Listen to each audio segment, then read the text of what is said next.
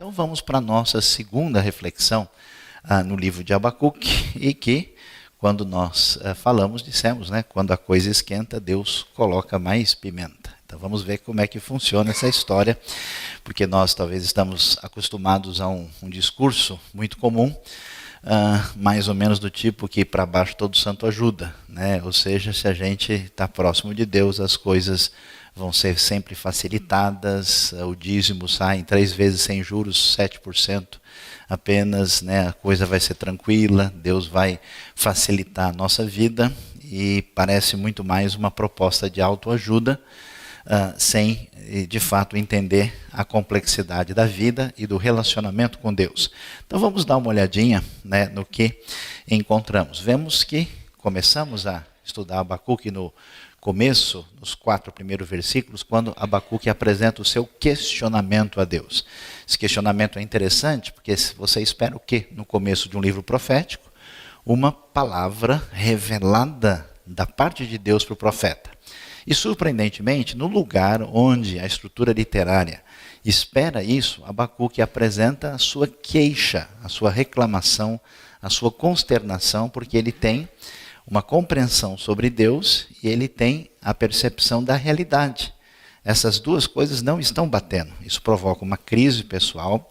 Essa crise pessoal ela é externada e Abacuque apresenta a sua queixa, a sua reclamação, o seu questionamento, as suas perguntas a Deus. E agora vem a segunda parte, que envolve, né, aí o versículo 5 até o versículo 11, para ver o que Deus responde diante dessa atitude aparentemente assim, muito pouco educada de Abacuque, a sua ousadia de questionar Deus, não só questionar, mas dizer para Deus: por que é que o Senhor me faz ver a injustiça? Não só o Senhor não está resolvendo, como ainda me faz sofrer diante dessa situação. Então vamos ver, vamos nos lembrar o que é que está acontecendo.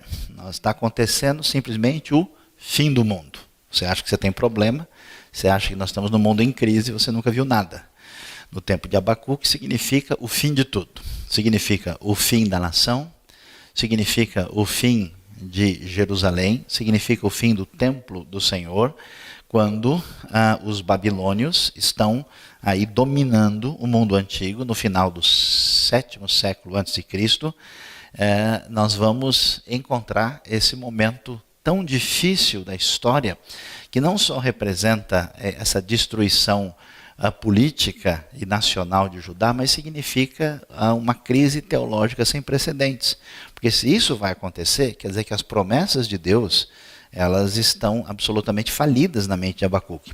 Quer dizer que a ideia de que Deus vai, de fato, trazer um reino que não terá fim na casa de Davi, quer dizer que aquele cuidado que Deus disse ter, desde Abraão, de Isaac, de Jacó, quando ele faz tudo em favor do povo, como é que ficam essas coisas? Então, a situação fica bem difícil de entender. Para a gente olhar isso bem claramente dentro da história, vamos ver o que está acontecendo aqui, né? Nós temos aí uma coisa que ajuda a gente a entender.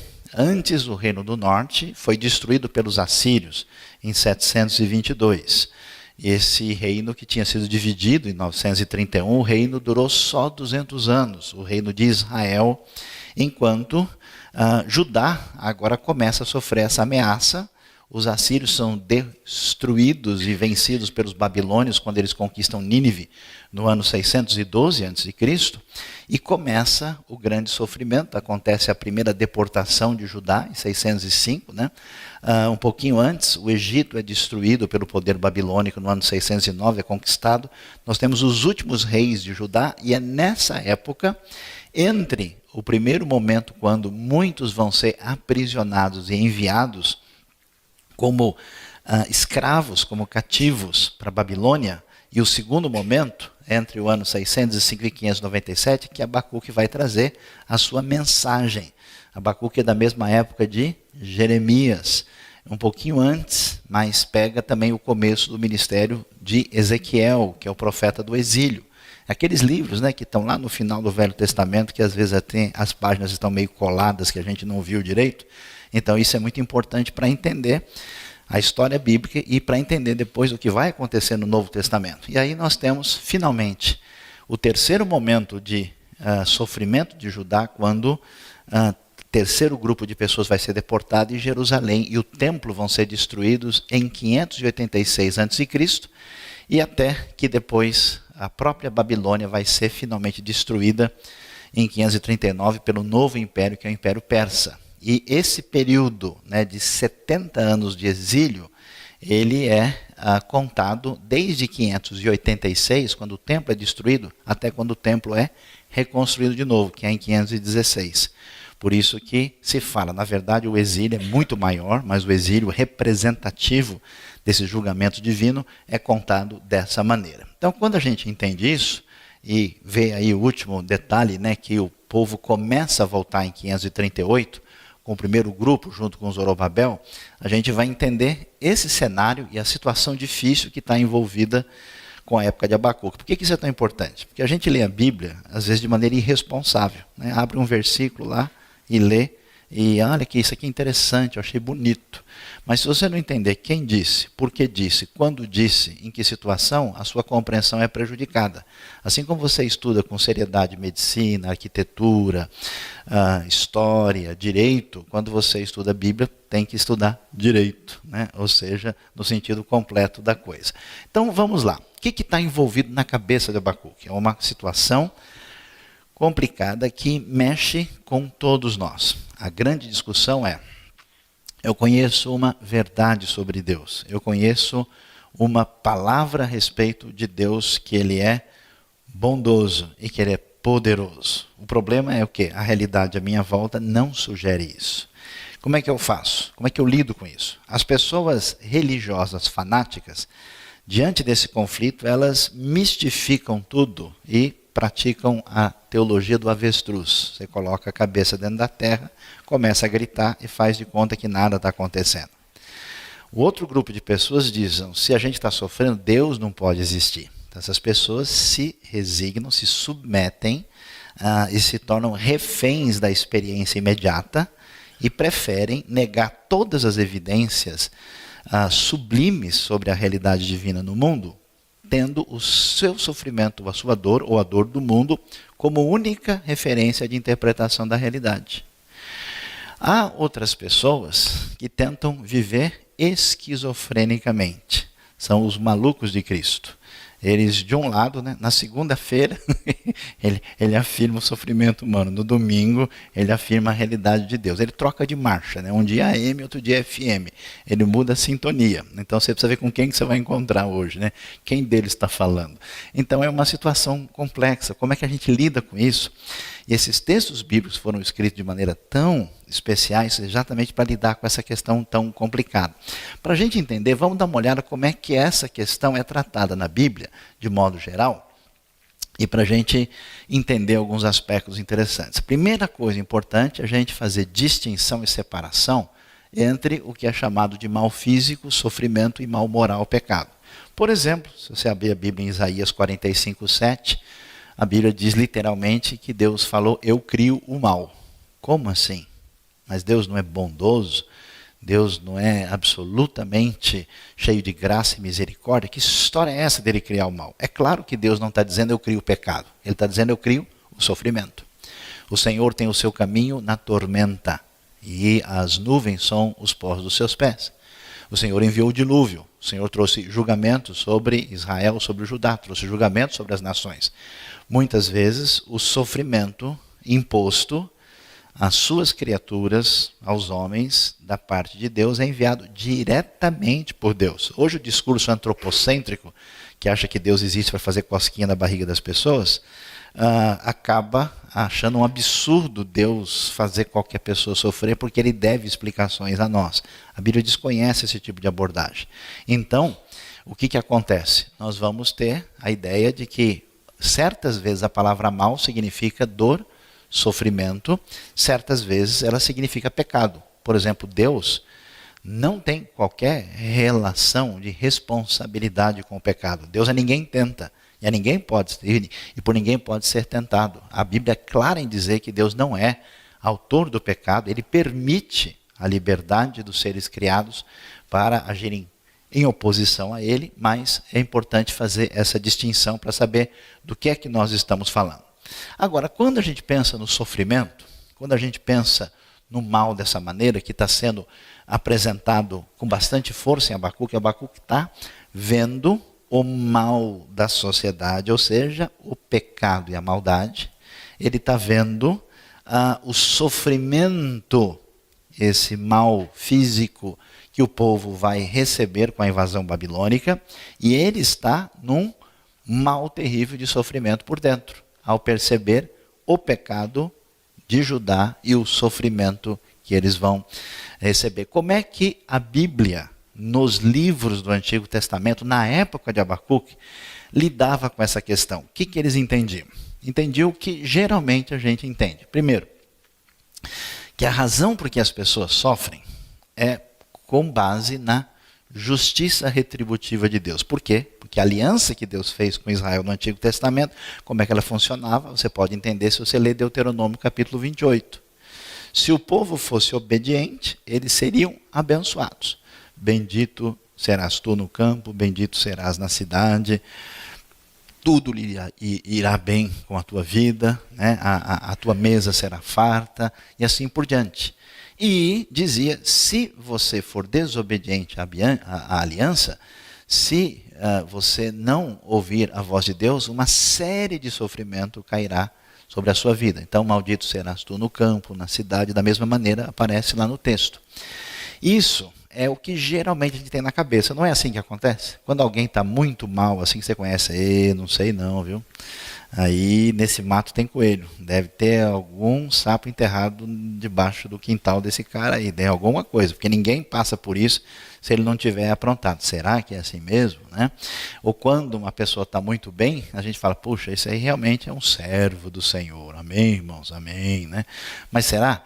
Então a primeira ideia é essa. O que a Bíblia vai dizer? A Bíblia vai tratar isso de uma maneira interessante, dizendo que essa realidade, ainda que ela seja fundamental, e no final das contas a gente vai ver que os salvos e os perdidos têm a ver com a sua relação de sintonia com Deus por meio da aliança, né? Isso é resolvido juridicamente em Cristo Jesus e por meio do perdão, quem rejeita e quem aceita, existe salvação, existe condenação, mas a Bíblia vai dizer que a realidade não é tão simples assim. Não podemos julgar as pessoas, aparentemente, pelo seu sofrimento ou pelo seu bem-estar. Por isso, nós vamos encontrar, né, no nosso pavê bíblico, né, com as suas várias camadas, a primeira camada é a camada da justiça retributiva. A segunda camada é diferente. Ela vai apresentar o problema. E daí? E quando o justo que obedeceu a Deus está mal? E quando o sujeito que é perverso parece ter tido uma vida muito boa, o que acontece? Nós vamos encontrar em vários salmos, vamos encontrar nos profetas a seguinte questão: Senhor, como é que pode ser isso? Já leu o Salmo 73? O Salmo 73 vai mostrar o salmista aborrecido com o que ele chama de prosperidade dos perversos. Por que é que o justo muitas vezes sofre, o pão dele cai com a manteiga virada para baixo em cima do tapete novo, e o sujeito que é injusto e perverso está cada vez melhor? Então ele vai discutir. Então o que o salmista vai mostrar e os profetas vão mostrar? Olha pessoal, não é que Deus se tornou injusto, não é que Deus está jogando sujo, não é que Deus agora perdeu o seu poder e ele não pode mais fazer as coisas. A questão é que Deus está só anotando no caderninho. Vai chegar a hora que a justiça divina vai chegar. Deus, na sua paciência, sua longanimidade, como se diz tradicionalmente, ele está só fazendo anotações. Mas vai chegar uma hora que a justiça vai chegar. Por exemplo, o Salmo 73 é interessante, porque ele vai dizer, até que eu prestei atenção no fim dos ímpios. Quer dizer, parece que a pessoa está de boa, que ele vai ser de fato vencedor e que ele está na melhor situação, mas isso não é o caso. Aí, nós vamos ver uma outra situação que vai aparecer cada vez mais na história de Israel, nos profetas. Se a justiça não viesse logo, chegaria no futuro. Por isso, cada vez mais os profetas vão falar no dia do juízo de Deus. Quer dizer, justiça retributiva, justiça tarda, mas não falha, Vocês esperem, e se por acaso isso não acontece, saiba que Deus tem o dia do acerto final. No dia que ele vai chegar, ele vai trazer, o Velho Testamento chama isso de o dia do Senhor. O dia do Senhor vai chegar, diz Amós. Vocês estão achando que vai ser assim mesmo? Vai chegar uma hora em que ele vem fazer o grande acerto de contas. E depois no Novo Testamento, essa ideia vai ser mais nitidamente apresentada para a ideia de uma justiça definitiva naquilo que é chamado juízo final. Então é importante a gente entender isso para a gente conseguir, porque se você lê os textos bíblicos com atenção, quem não lê só para tirar dor de cabeça e lê com vontade de entender, ele vai perceber que certos textos parecem estar falando uma coisa um pouquinho diferente das outras. Essas coisas são complementares. Entendendo isso, a gente volta para o Abacuque, que o Abacuque foi formado na escola em que vocês estudaram, chamado Escola Bíblica da Justiça Retributiva. Ele tinha certeza que Deus seria legal com Judá e Deus ia bater pesado nos babilônios. Quando a coisa chegar, a gente vai ver que o negócio vai ser diferente. É só importante ressaltar que essa ideia do juízo chegando é um enfoque assim mais para frente que vai surgir na época dos profetas. Então vamos lá. Abacuque vai discutir esse problema da justiça e da bondade de Deus em face da realidade do sofrimento humano. Como nós vimos, ele começa questionando a injustiça em Judá, invoca a ação divina por meio de perguntas. Como resposta, Deus vai afirmar a coisa mais absurda que Abacuque esperaria ouvir, que ele vai enviar os babilônios como juízo sobre Judá. Aí você vê onde é que está a Babilônia, na região ali onde hoje é terra do Iraque, entre o rio Tigre e Eufrates. Os babilônios vêm e vão conquistar toda essa região que você está vendo no mapa e vão destruir Judá, e eles irão como cativos em grande quantidade para a Babilônia. E aí vamos então ver o que o texto bíblico vai falar sobre o assunto. Dá uma olhada. A resposta divina para Abacuque: olhem as nações e contemplem-nas, fiquem atônitos e pasmem, pois nos dias de vocês farei algo em que não creriam se lhes fosse contado. A gente ouve isso, pensa que é uma grande bênção, né? Quer dizer, o negócio, eu vou dar a notícia mais maluca que vocês poderiam imaginar que seria uma resposta. Porque o que você esperaria do profeta? Todo mundo estava com a certeza. É como se a gente ouvisse hoje o seguinte: pessoal, as igrejas de Deus no mundo entraram em tal atitude de afastamento de Deus e da sua verdade, que Deus resolveu convocar todos os feiticeiros do mundo para destruir as igrejas. E aí o profeta reclamasse a Deus e Deus dissesse: não se preocupe, estou enviando os feiticeiros. Eles irão destruir todas as igrejas, vão acabar com todos aqueles que creem em Deus e está tudo resolvido. É assim que isso soaria no ouvido de quem estava no contexto de Judá na época de Abacuque. Então Deus vai dizer: estou trazendo os babilônios, para a cabeça deles simplesmente os capetas do mundo, as piores pessoas, e ele faz questão de não só mencionar os babilônios, mas ainda descrever nação cruel, impetuosa, que marcha por toda a extensão da terra. Quer dizer, além de anunciar a maldade, descreve para apoderar-se das moradias que não lhe pertencem. É uma nação apavorante e temível que cria a sua própria justiça e promove a sua própria honra. Então, o que a gente vai ver? Quando a coisa esquenta, Deus coloca mais pimenta. Pimenta número 1 para a gente colocar no seu prato a mais ardida possível. A resposta de Deus é inesperada. Deus diz: eu vou destruir Judá por meio de um inimigo muito pior do que a própria Judá. Ou seja, a primeira grande verdade que a gente precisa descobrir, que é um problema para a gente, porque qual é o nosso caminho, o caminho da nossa mente? É de criar ídolos. Por que a idolatria sempre foi o maior pecado? A idolatria, na verdade, não se resume a pessoas que fazem estátuas. Idolatria significa a rejeição da verdade de Deus e a partir de nós mesmos criarmos um Deus à nossa imagem e semelhança. Então o que a gente quer fazer? A gente quer criar um Deus previsível. Um Deus que funcione segundo o meu controle. Essa obsessão que a gente tem, que leva a gente a ficar nervoso, estressado, a brigar com os outros, é uma obsessão por controle e domínio sobre a situação. Por isso que raramente as pessoas ficam de boa. Eles não conseguem descansar, eles não conseguem apreciar a vida, eles não conseguem ver o passarinho, não conseguem olhar a lua bonita que estava fazendo esses dias à noite. A pessoa nem presta atenção, porque ele está maluco, dentro dele mesmo, perdido no mundo de confusões internas, que é refém desse sistema de domínio sobre tudo e sobre todos. Então o que acontece? Esse tipo de comportamento resiste a Deus e cria um Deus a partir dessa neurose maluca. E isso faz com que as pessoas, através da história sempre tentem criar um Deus manipulável e um Deus absolutamente controlável. Por isso que a tendência dos nossos dias é, né, a gente achar um Deus para saber como ele funciona. Como é que eu faço para dar a tecla Enter em Deus e colocar ele em operação? Se eu orar de joelho, de cabeça para baixo, se eu jejuar, né, virado de costas, se eu der uma cambalhota para cima, como é que Deus é colocado em operação?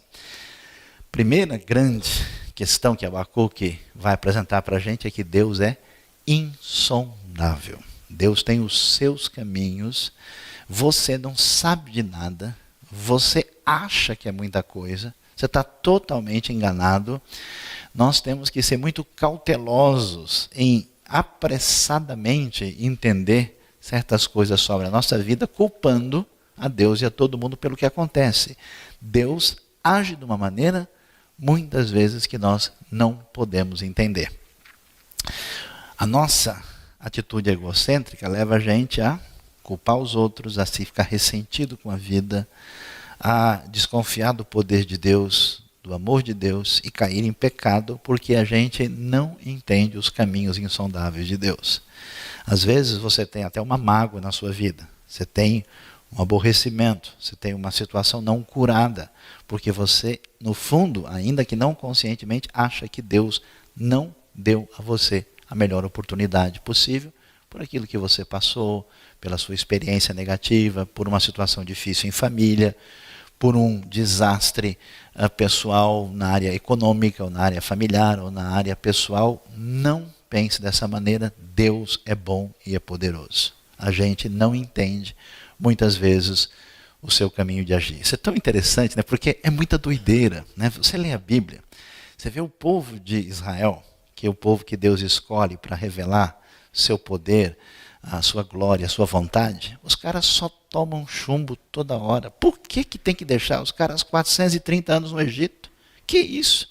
Os cristãos primitivos têm a mesma vocação. Os caras falaram em Deus todo que o imperador romano quer cortar a cabeça dos caras, botar os caras para os leões comerem.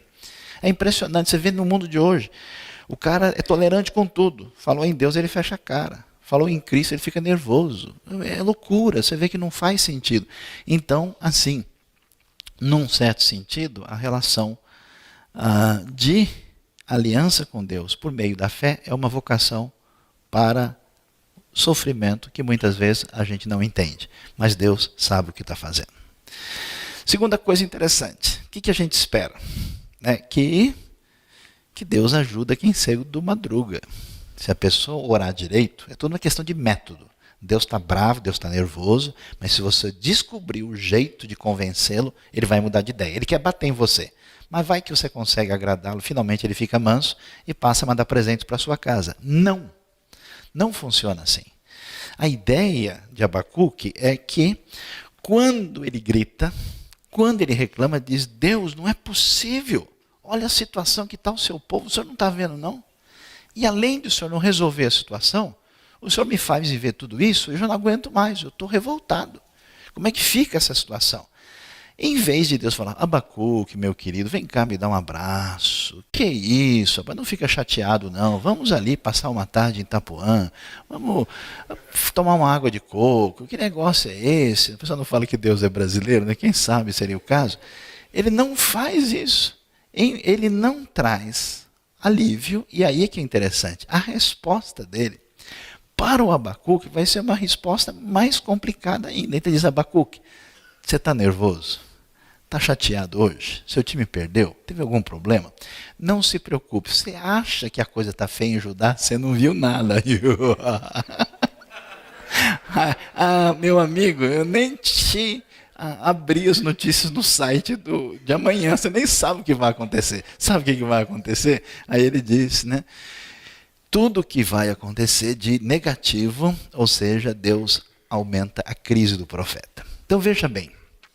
O interessante é que a gente imagina que o melhor que Deus pode trazer para a nossa vida chama-se efeito analgésico, para a gente parar de sentir a dor. Mas Deus tem outras ideias. Eu não sei por que isso acontece, mas eu tenho uma sugestão. Talvez a principal razão é que a tribulação faça bem ao nosso coração. Faz parte do agir divino, está muito claro, e provavelmente tem a ver com a destruição das fortalezas de autossuficiência, arrogância e prepotência do nosso coração.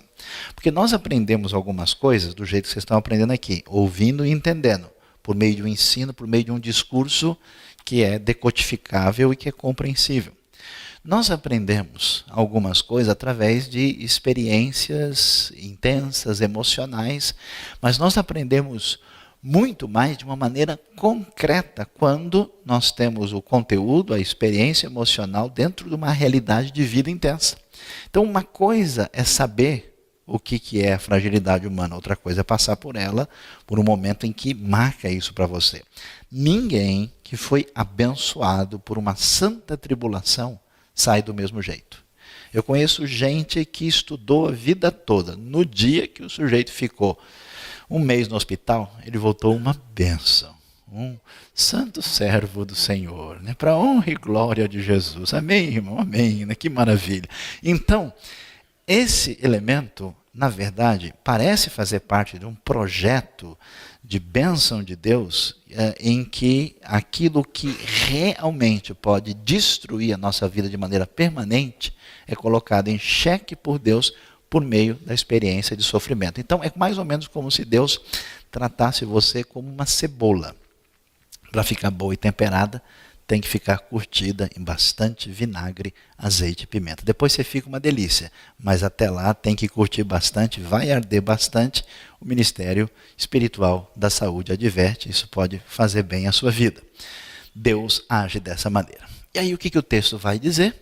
Na sequência, ele vai detalhar o que vai acontecer com os babilônios. Inclusive, nem é bom ler esse texto de Abacuque 1 de noite, porque você não vai dormir direito.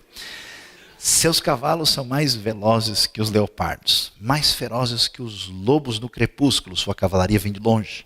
Depois o cara fala que se vê violência na televisão, ele não dorme bem. Né? Se você lê alguns textos bíblicos, é muito parecido. Né? Sua cavalaria vem de longe, seus cavalos vêm a galope, vêm voando como ave de rapina que mergulha para devorar. Todos vêm prontos para a violência, suas hordas avançam como o vento do deserto, que é um vento quente e insuportável, e fazendo tantos prisioneiros como a areia da praia. Terceira pimenta de Abacuque, Deus detalha o poder inimigo. Deus faz perdurar a crise do profeta. O que é interessante?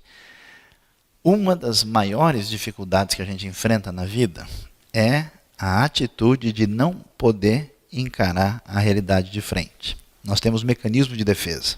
Mecanismo de defesa que faz a gente fugir.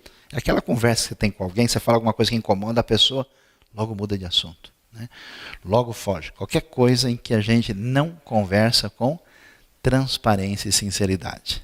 Esse tipo de alienação, ela nos faz romper com a realidade. Isso é um tipo de loucura. A vida é a vida do jeito que ela é. A fé cristã é muito impressionante. O famoso estudioso, matemático, filósofo, homem que amava a Deus, chamado Blaise Pascal, um homem tão valioso na sua reflexão, ele dizia assim, se a gente deixa o ser humano só com a realidade, ele entra em desespero e não aguenta mais. É o que os filósofos existencialistas dos últimos das últimas décadas mostraram para a gente. Se a gente deixa a pessoa somente aspirando elucubrações divinas, ela se afasta, ela não percebe o mundo e a realidade. Então, você, só com a descrição do mundo, você entra no desespero. Então ele diz, no cristianismo você tem um equilíbrio de poder encarar a realidade como ela é e poder encarar claramente a maneira como é que Deus age na vida da gente e ter uma palavra de esperança. O que Abacuque vai ver? Deus não só faz questão de dizer, Abacuque vai acontecer, o inimigo vai vir, e ele detalha a força, o poder e tudo aquilo que está relacionado com o inimigo para que Abacuque enxergue e enfrente a realidade de frente. Tantas pessoas, quando tem coisas na sua vida, né, às vezes que não são devidamente superadas, falam sobre essas coisas até certo ponto, daí ele não pode falar mais que ele não aguenta. Abacuque vai enxergar a realidade completa. Ninguém pode lidar com o mundo e fazer diferença nele se não puder enxergar as coisas de fato como elas são. Deus detalha o poder e o inimigo, e a crise de Abacuque não será aliviada. Não só Deus permite a crise, podemos dizer, ele provoca a crise. A crise, ela é aumentada por Deus. Isso é importante. Ele coloca mais uma pimenta no vidro da conserva e ele vai deixar um bom tempo. Deus faz perdurar a crise do profeta. Às vezes a gente não entende algumas coisas na nossa vida.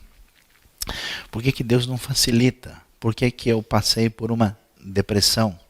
Por que eu passei por uma situação difícil internamente?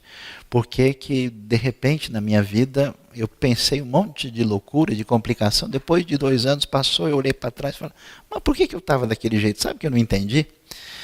Ou seja, bem-vindo à realidade humana.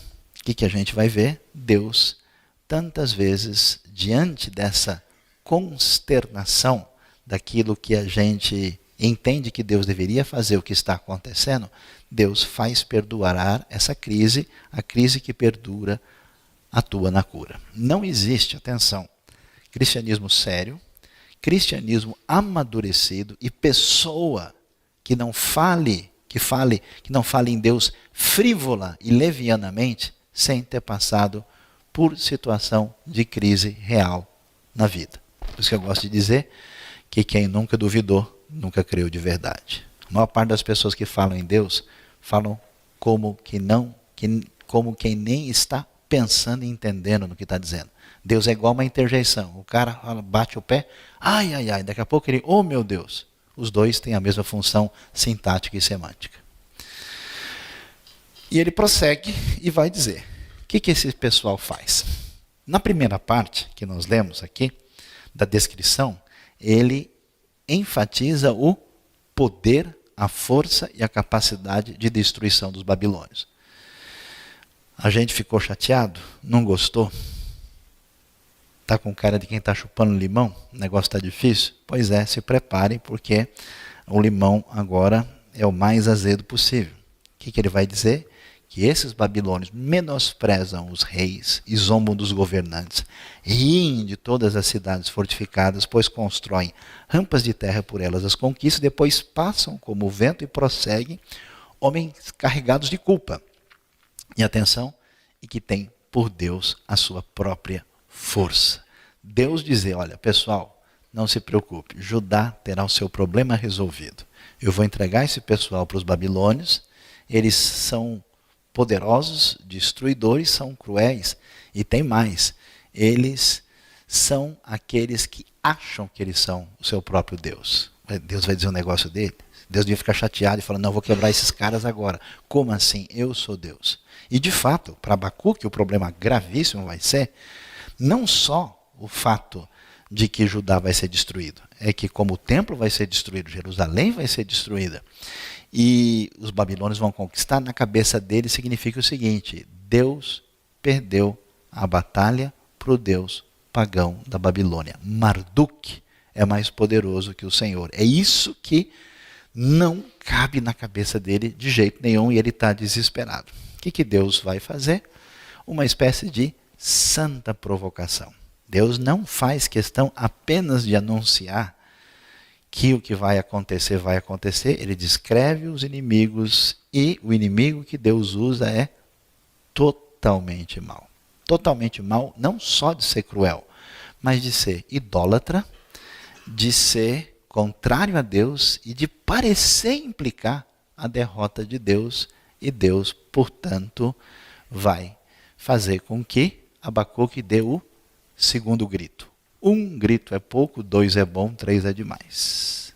A gente acha que a gente pode viver na letargia da nossa superficialidade e irresponsabilidade com a verdade de Deus. A maneira como Deus usa para lidar com isso é trazer uma santa crise. Essa crise vai mostrar para a gente o que é óbvio, que aquilo que falamos sobre Deus não está em sintonia com aquilo que eu vejo à minha volta. Isso é absolutamente normal. Quem é honesto, quem é sincero, vai dizer: Deus amado, socorro. Ninguém que leve isso a sério vai reagir letargicamente, como se a fé cristã fosse apenas uma descrição de pontos de confissão e está tudo certo. Não, isso tem que atingir a pessoa profundamente. Essa crise atinge Abacuque, mas ela ainda é insuficiente. Então Deus, para ajudar, né, para baixo, nosso Deus ajuda, ele coloca mais água na fervura, ou mais fervura na água, talvez a gente poderia dizer, e a crise divina vai trazer santa reclamação. Ou seja, nós não vamos terminar aqui, porque não posso trazer uma mensagem dessa com uma conclusão positiva para vocês saírem felizes daqui. Isso é totalmente anti-abacúquico, não pode. Então, ela vai terminar com 3 pontinhos, com reticências, porque o que isso vai causar em Abacuque é um protesto total. Ele não vai ouvir: ah, entendi, Deus, o Senhor vai mandar os babilônios, beleza, valeu aí. Não, ele vai entrar na crise total, ele vai entrar numa postura de reclamação, mas é importante a gente entender que não dá para viver a vida cristã na superficialidade e no ativismo.